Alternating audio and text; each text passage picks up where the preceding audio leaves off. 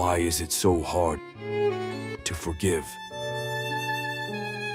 Because in that moment, we willingly become vulnerable and defenseless. Because our egos make it difficult to admit when we're wrong or when we've hurt someone. Because we fear of being rejected when asking for forgiveness. Because in that moment I recognize that I am not the center of everything. Yes, forgiving others is hard. Forgiving ourselves is hard.